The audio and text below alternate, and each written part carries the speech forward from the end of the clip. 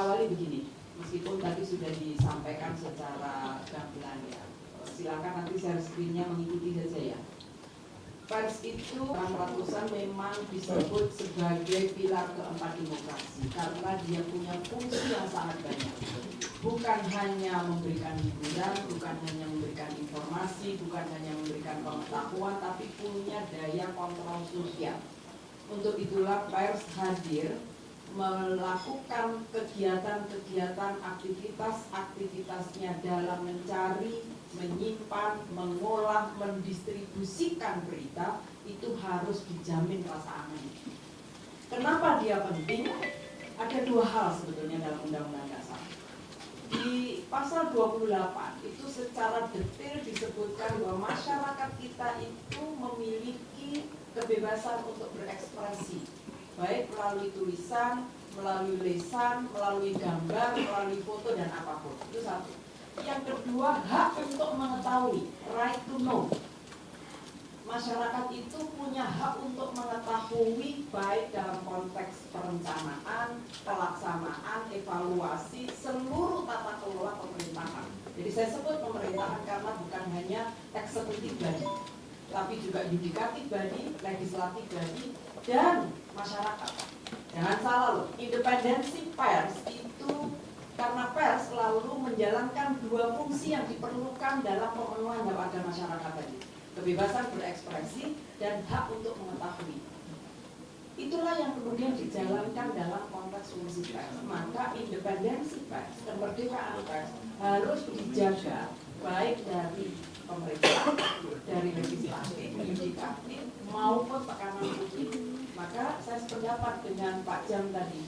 Jangan sampai kemudian dalam konteks penegakan hukum, kemudian pers kita itu mengikuti suara publik, mengikuti suara tekanan publik.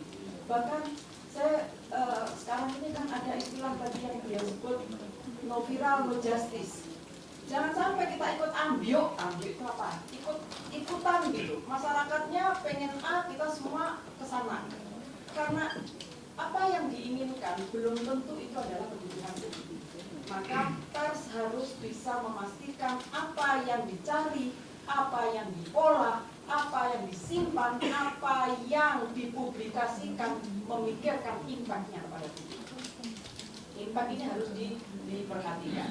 Ibu dan Bapak sekalian, dan itulah fungsi pers yang dalam Undang-Undang 40 tahun 99, pers ini berbeda dengan pers yang pada produk zaman Orde Lama.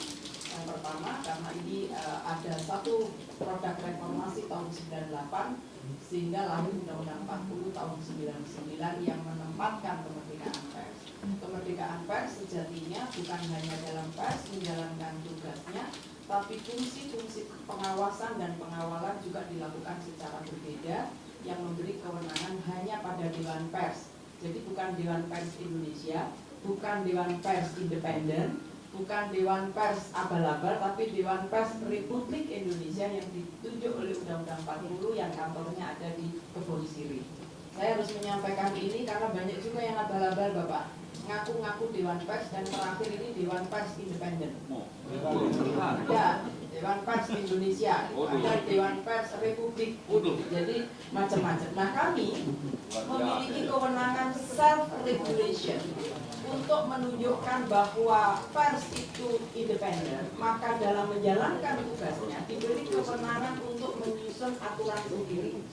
Ya, ini selalu saja ada perdebatan. Kalau gitu Dewan Pers ini sangat otonom ya, gitu, bisa membuat aturan yang selevel undang-undang. Karena bukan hanya mengikat insan pers, tapi juga mengikat keluar. Luar biasa ya, tapi itulah Undang-Undang 40. Makanya jangan coba-coba berubah kalau nggak ada konsep baru. Ini luar biasa ini hasil reformasi. Di Undang-Undang 40 ini self-regulation-nya itu Dewan Pers tentu harus mempertimbangkan partisipasi publik. Partisipasi publik yang utama itu adalah konstituen Dewan Pers. Konstituen Dewan Pers sekarang ada 11, tolong slide ya. Ada SPS, ada AMSI, ada JNSI, dan lain-lain ya. Dan asosiasi wartawan ada 4, Ada AJI, ada IJTI, ada PFI, dan ada PWI. Ya. Tapi nanti kalau diskusi nggak usah tanya soal ini. Ya. Konstituen perusahaan pers ada 7. Ya. Konstituen dewan pers itu. Nah, Bapak dan Ibu, di luar ini selalu ada pertanyaan. Apakah diperbolehkan membuat asosiasi jurnalis maupun perusahaan pers? Ya silakan saja, karena kebebasan berserikat dan berkumpul itu diatur dalam undang-undang. Tapi dia bukan konstituen dewan pers. Untuk menjadi konstituen dewan pers, dia harus memenuhi persyaratan. Kami juga tidak ingin ada asosiasi perusahaan pers atau asosiasi jurnalis, isinya mereka bekerja tidak profesional. Karena perusahaan pers kita itu mewajibkan dua kelompok yang dua entitas yang profesional. Satu, perusahaan pers yang profesional, kita tidak lagi menggunakan istilah abal-abal ya. Yang kedua adalah jurnalisnya yang juga profesional. Karena kalau dua ini tidak profesional, maka dia tidak akan melahirkan karya jurnalis yang berkualitas. Gitu.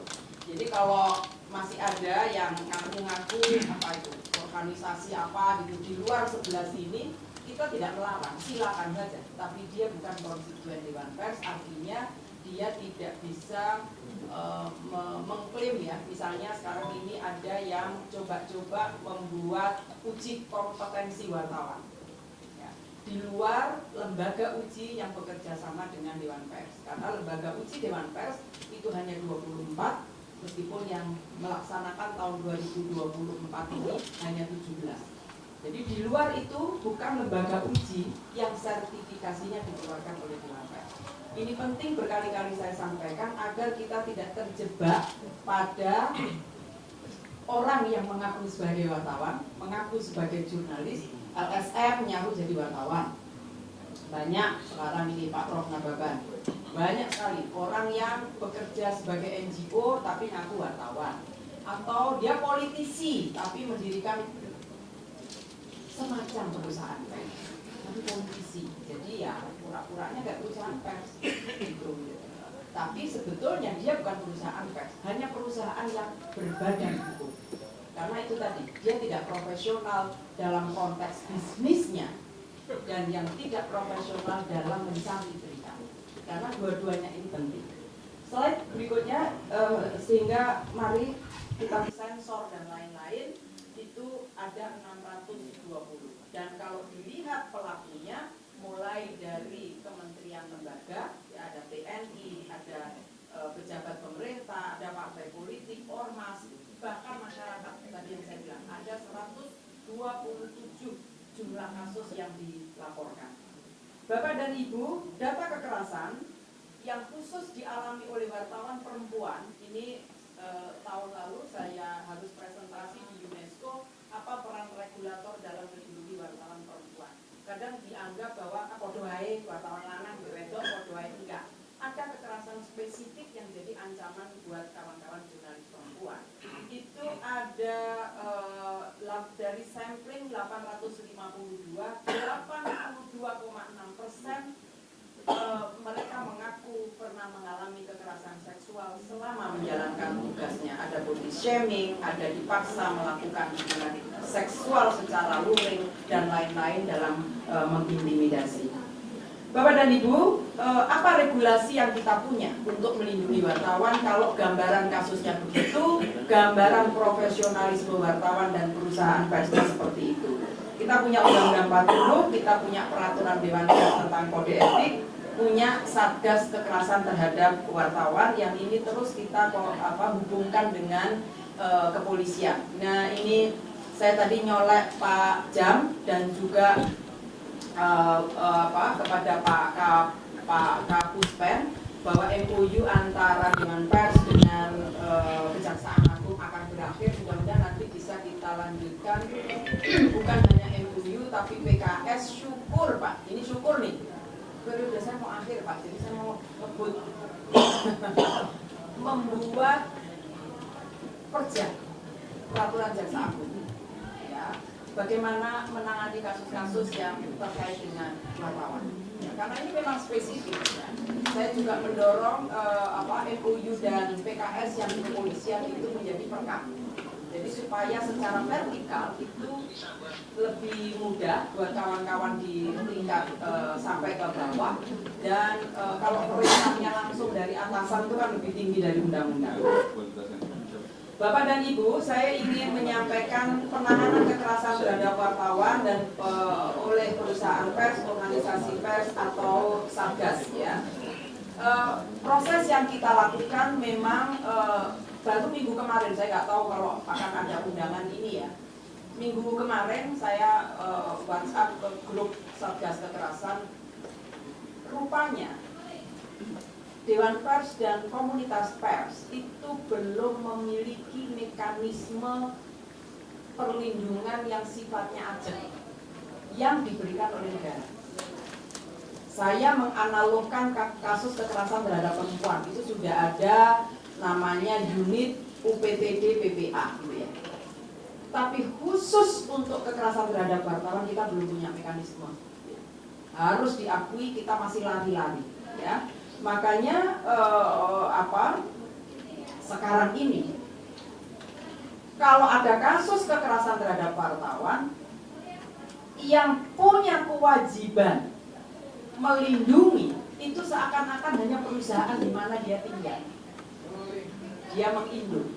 Padahal kita bayangkan, ya kalau perusahaannya gede, satu. Ya kalau perusahaannya punya perspektif. Ya kalau perusahaannya punya jaringan, kalau enggak hilang semua itu. Pasti lewat kasus-kasus itu. Oleh karena itu memang kita perlu ini PR mudah-mudahan tahun ini ya bisa kita selesaikan, perlu menyusun mekanisme perlindungan hukum bagi kawan-kawan jurnalis yang mengalami kekerasan secara fisik ya. Karena kalau kekerasan dalam konteks bukan kekerasan, kalau konfliknya terkait pemberitaan, mekanismenya sudah ada. Nah, yang kita lakukan dengan Satgas biasanya mengumpulkan informasi, mengidentifikasi kebutuhan korban, meminta ketersediaan dukungan untuk korban, pemenuhan hak korban, dan memberikan pendampingan dalam proses hukum. Satu saja yang sedang kami lakukan sekarang, biasanya kami koordinasi selain dengan Satgas, dengan kepolisian, kami juga meminta bantuan dari LPSK, kasus-kasus yang ada kekerasan. Ini alurnya, silakan alurnya Mbak.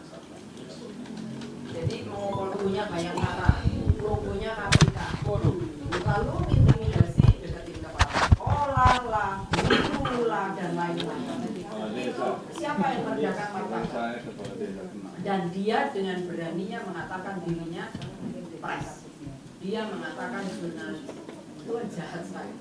Nah yang disitulah maka kita semua harus membuat pagar.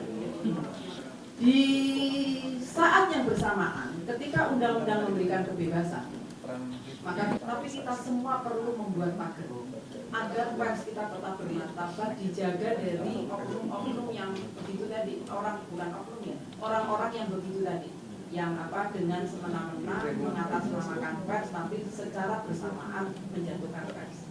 Itu tugas kita semua, nggak bisa cuma dijaga di pers karena dia adanya di mana-mana.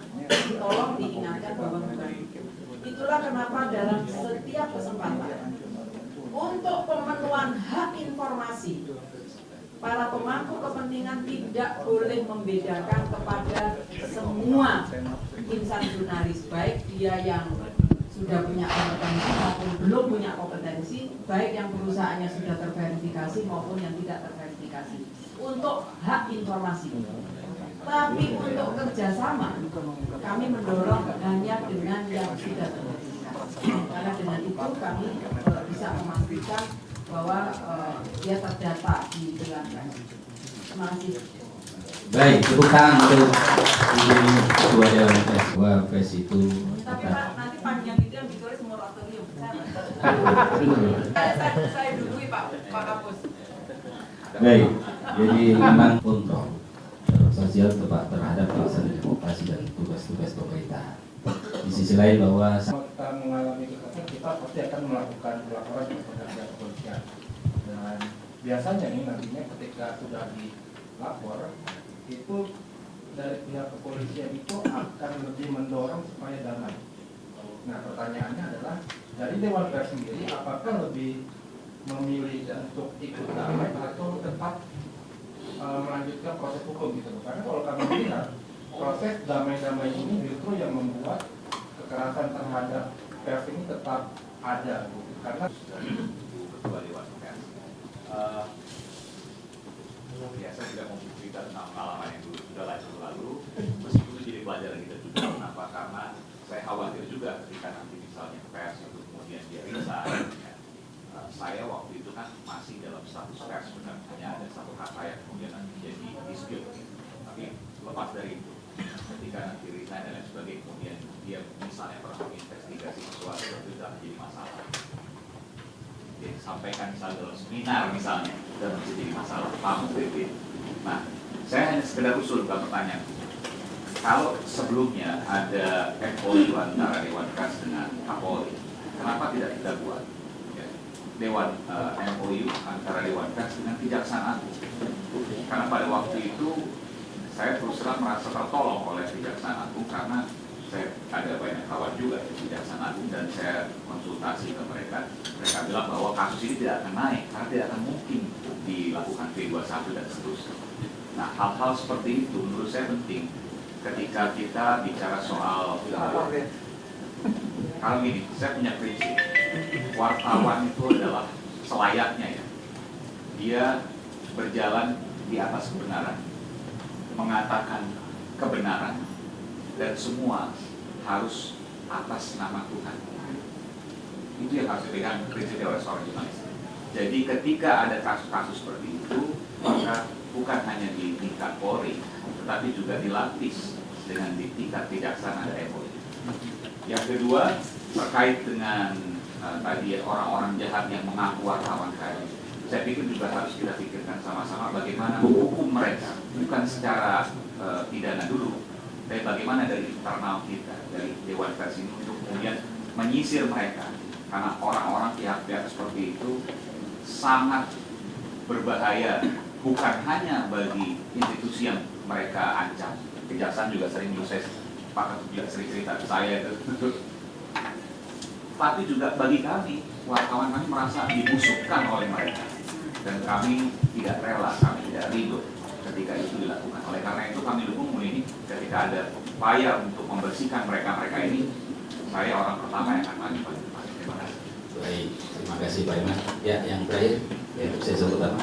Terima kasih Bu ini dilanjutkan karena kekerasan itu bukan hanya kekerasan di lapangan terhadap wartawan, tapi juga karya-karya jurnalistik itu akhirnya mengancam pada para wartawan, media, insan pers yang membuatnya. Contoh misalnya di kami misalnya, ketika kami mengangkat topik-topik yang kritis di udara begitu ya, selepas itu ada kontra seseorang dan sebagainya, yang telepon dan minta rekaman dan sampai ada hal-hal tertentu yang mereka datang ke studio, ke kantor pers kita gitu dengan melakukan verifikasi dan sebagainya. Karena kita tidak tahu hukum dan sebagainya, maka kita bisa jelaskan. Tapi saya rasa nggak semua bisa paham mengenai itu kan, perusahaan pers itu gitu. Dan akhirnya mereka buat BAP sampai dengan kepolisian seperti itu. Kalau tidak tahu gitu ya. Nah ini penting sekali karena karakteristik media seperti radio ini, ketika ada wawancara di udara yang kritis dengan tinggi kode jurnalistik dengan cover balance dan sebagainya, tapi tetap aja ada orang-orang yang nggak suka yang itu ya, mereka telepon dan minta rekaman dan sebagainya. Dan kami juga diasis oleh beberapa ahli pers, termasuk Dewan Pers juga, kalau rekaman yang diminta itu harusnya sepersetujuan dari pengadilan. Karena itu nggak bisa, karena itu sudah hak publik yang bisa diudarakan dan dipublish. Di situ saja mereka bisa mendapatkan, tapi untuk mendapatkan rekaman seperti ini sampai di situ Bu, kondisinya. Ini kan mungkin kalau orang biasa mengatakan ini bukan kekerasan, tapi ini intimidasi menurut saya. Gitu. Terima kasih. Baik Bu, ada 3 tadi dari CNN, dari Bina Pahnas. Kemudian yang terakhir ini apa yang tadi dalam struktur hukum itu ada yang namanya delik umum, karena kejaksaan umum pidana ya. Ada delik umum, ada delik aduan ya Pak ya. Nah kekerasan itu bukan delik aduan. Sebetulnya tanpa pengaduan pun aparat penegak hukum kalau tahu itu harus menindaklanjuti. Jadi kalau ada yang menginginkan malah apa itu namanya salaman, damai, enggak benar. nggak betul itu, bukan delik aduan ya Pak, namanya juga kekerasan, apalagi fisik, ekonomi, psikologis, intimidatif, itu nggak ada, itu bahasa damai itu nggak ada. Ya mestinya yang begini tidak boleh dilakukan, karena korban itu punya 3 hak. Yang pertama adalah hak kebenaran. Hak kebenaran itu ya kalau litigasi ya melalui proses hukum. Non litigasi misalnya yang etik ya pakai etik.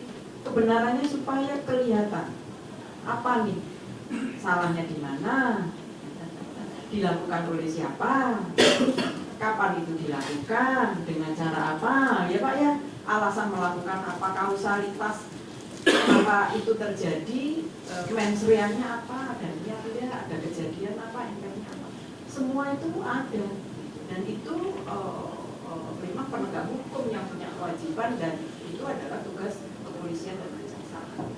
Maka kalau ada yang begini berupaya damai, pasti ada kepentingan lain yang diprioritaskan di luar kepentingan pengungkapan kebenaran. Itu satu. Saya ngomong umum nih. Yang kedua, hak atas pemulihan. Memang harus berhati-hati menetapkan seseorang menjadi tersangka dan seseorang menjadi korban dari sebuah peristiwa. Ya. Gak semua orang bisa ngomong begini. Saya dulu waktu jadi pimpinan ombudsman, saya berhati-hati dan mengingatkan kawan-kawan di ombudsman, coba gaya-gaya jadi polisi atau jadi jaksa. Gak ada itu ombudsman bisa menetapkan tersangka. Yang punya kewenangan menetapkan tersangka ya polisi, kejaksaan, terdakwa. Ya nanti kalau sudah terpidana ya Mahkamah Agung gitu. Jadi jangan ngambil alih. Makanya saya kadang gerem juga sama wartawan. Saya kok ini nggak belani wartawan. Ada saat saya belani, tapi ada juga saat gerem. Ada satu peristiwa di salah satu kabupaten. Peristiwanya itu bagian keuangan telat menyerahkan laporan keuangan, ditulisi loh korupsi, lah kan jalur dikeplak tuh. Yang menetapkan seseorang melakukan tindak pidana korupsi itu ya kejaksaan, ya kan Pak, polisi atau KPK. Tuh kok melok-melok jadi penegak hukum, nggak usah. Waktu di ombudsman saya juga ikut-ikutan tuh. Menko Polhukam meminta ombudsman menjadi anggota tim saber pungli. Orang usah saya bilang.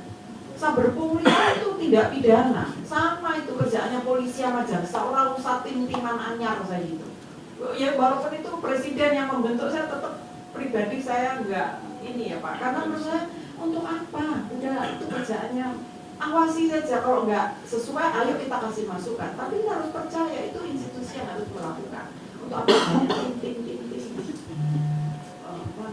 malam muspro kalau kata saya. Dan saya akhirnya betul Pak Ketua setuju, ya udah kita nggak bisa ikut menjadi bagian dari tim saber pungli kalau nggak salah. Nggak bisa dibedakan pungli kalau kecil, pungli kalau gede, korupsi nggak begitu juga kali Pak. Kan sudah ada standar kan Pak, yang 2,5 juta ya Pak ya.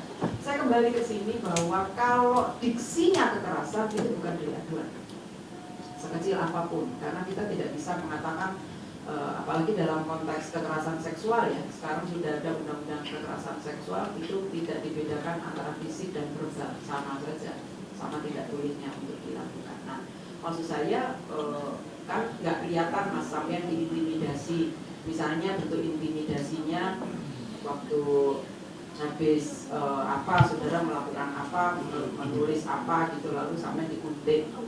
Kan kalau dikuntit yang tahu cuma sampean dan orang yang menguntit, ya kan? Atau pintar biasanya yang tahu. Nah, pintar itu tahu biasanya kalau ada yang muntit. Artinya yang merasa dirugikan sampai secara pribadi, kan gitu ya. Itu luar biasa loh tekanannya. Saya pernah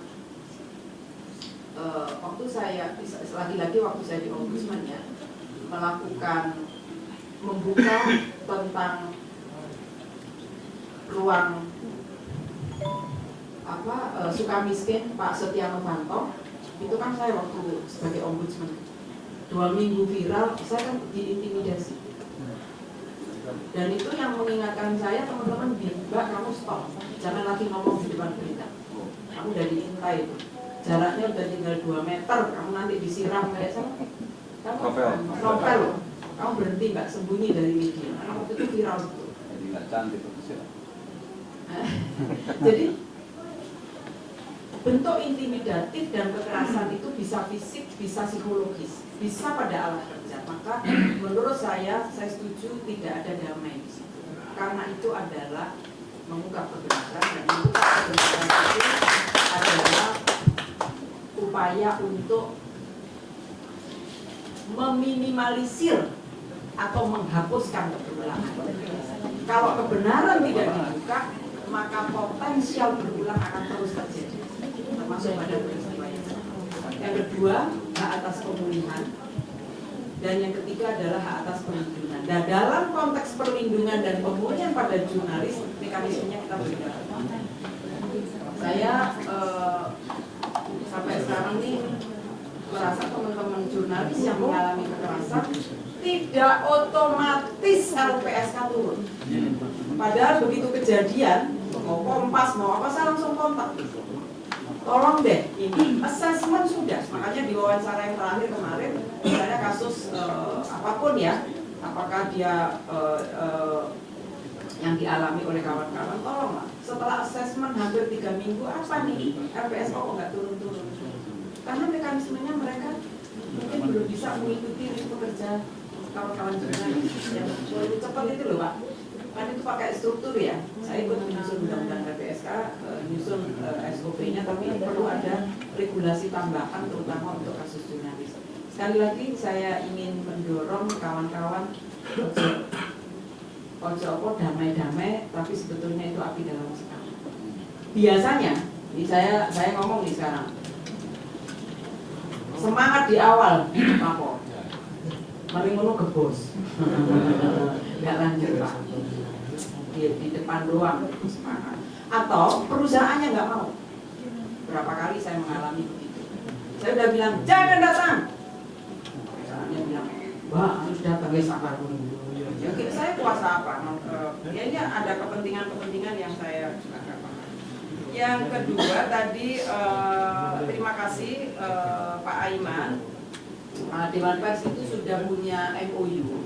Mungkin ini saya juga perlu menyampaikan kepada kawan-kawan. MOU ini dibuat tahun 2019. Bahkan tadi saya ke Pak Jam, saya juga sudah minta ke Pak Kejagung.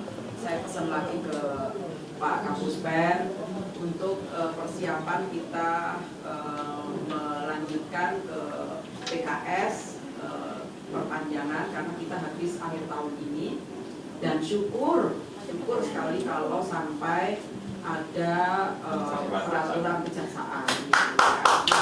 Karena di sini itu hanya ada 5 poin. Ruang lingkupnya. 1, koordinasi komunikasi bla bla bla, pemberian keterangan ahli, peningkatan SDM. Seperti ini peningkatan SDM, jadi Bapak ini sudah menjalankan MOU kita, peningkatan kesadaran hukum masyarakat dan sosialisasi. Nah, maksud saya kalau ya kita punya kepolisian dan kejaksaan, dua-duanya adalah ranahnya pidana, ranah yang kita sebut sebagai institusi yang memberikan dukungan pada perlindungan kawan-kawan jurnalis yang manakala pisaunya nggak pakai etik gitu, pisaunya itu pakai ITE dan KUHP, dan kita tahu potensial ke depan dengan berlakunya KUHP yang baru ini akan lebih sadis gitu. Maka mari sama-sama mengingatkan ya, kalau Dewan Persnya lelet cewek, kalau Dewan Pers itu siapa? Nggak apa-apa, kita tuh harus mau untuk saling diingatkan, jangan merasa paling benar juga. Jadi kalau kita telat, ayo diingatin ini gimana supaya kita sama-sama, karena tadi ini self regulation ya, ini untuk kita semua. Nah yang terakhir Pak Haryo, ini salah satu yang terkadang belum dipahami. Memang di dalam Undang-Undang 40 itu tidak sama persis dengan Undang-Undang Ombudsman. Di Undang-Undang Ombudsman itu clear and clean, itu pun masih sering beda tafsir terkait dengan hak imunitas. 1, untuk didengar keterangan. Lalu soal bagaimana pers ya, apakah informasi dari sumber ya, dan lain-lain itu boleh dijadikan barang bukti misalnya. Itu masih salah tafsirnya minta ampun, dan ini harus dilawan. Harus dilawan. Ya, Bapak dan Ibu, saya lagi-lagi contoh ya, saya pernah diminta untuk hadir untuk memberikan keterangan di Komisi Informasi. Kita lawan, nggak ada, nggak bisa. Lalu dia menghadirkan ahli, kalau tidak salah ada Mahkamah Konstitusi dan juga ya udah. Kalau ribut masalah undang-undang sama DPR, bukan di sini. Kita hanya menerangkan undang-undang yang menurut tafsir memang tidak bisa. Nah ini saya juga minta bantuan kawan-kawan untuk tetap kuat. Tapi ya tadi etikanya tetap dijaga, profesionalnya tetap dijaga, karena kalau tidak menggunakan etik dan tidak profesional, saya juga dan kawan-kawan akan tahu. Itu ya, malah kami serahkan.